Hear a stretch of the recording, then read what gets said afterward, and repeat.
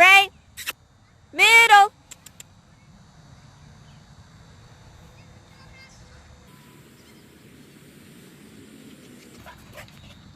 Hey.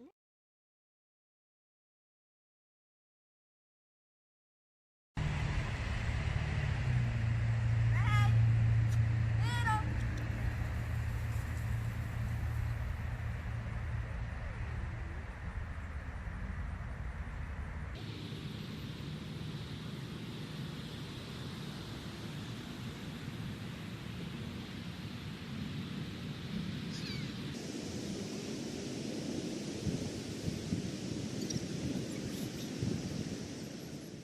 Or some kibble in your hand, and just cover it up with your thumb.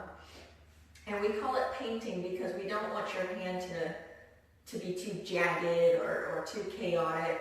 You want to have nice, smooth strokes as if you were actually painting something.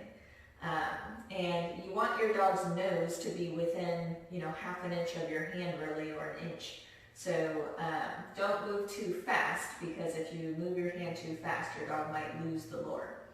So step one, if you need to teach your dog to lure, is painting with food. You want to make sure you can maybe do a nice big S, and your dog will follow that. So just demonstrate that little S curvature there. Let's keep dropping that. Okay.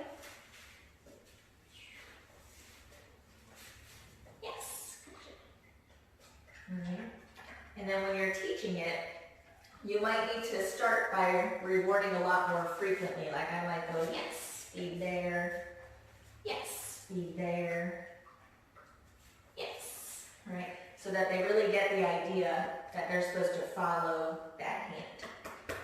Ready? Get it. So if your dog can follow the food lure, now your job is to have food in both hands. You're going to slowly paint the food towards your leg, and then meet your second hand through. Yes, and then pull them forward. Here you're going to jackpot, so feed, feed, feed,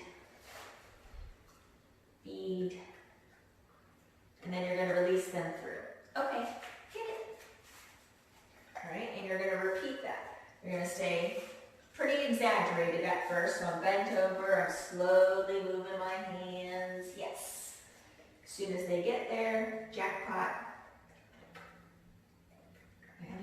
Get it. Now, as they learn this, your body can become less exaggerated. So I might not bend over as much, or I might just try to use one hand.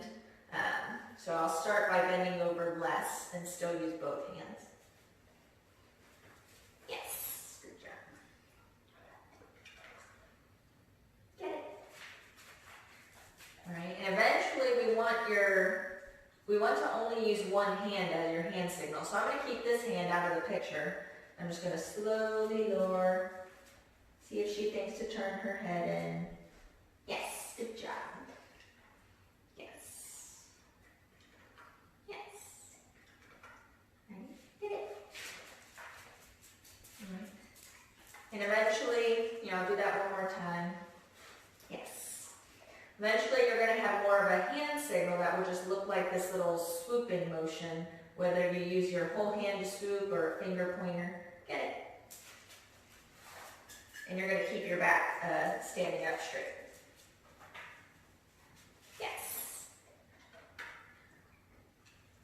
Now, if your dog will quickly follow your hand signal, down. If your dog will quickly follow your hand signal, that's when you can start to put a verbal command to this little game. And personally, I use middle. You can call it whatever you want. So when we do go to add that, you're going to say the word first and then make the hand signal. Get it?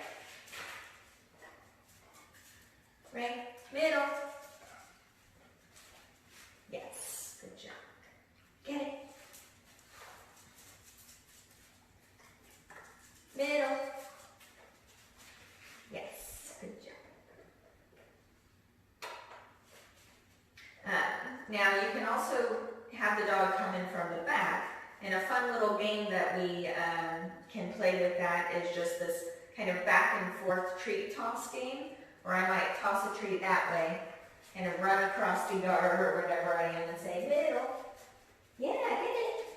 And I might run back over here, middle, get it, middle. Yes, good girl, get it. All right. So those are your two entries into position from the front, which is a little bit harder to teach, and then from the back. Now, if they struggle coming into the back, you can use, again, more of a lure, like if they're apt to just run right past you or run around to face you, you can use a lure, so I didn't really demonstrate that, but if she was coming from the back, you might have to stick your hand through middle to really grab their attention. Right? Okay. So your hand coming through your legs from the back can be something that just reminds them to go through the legs instead of coming in front. So let me know how it goes. Shoot me an email or text if you have a question.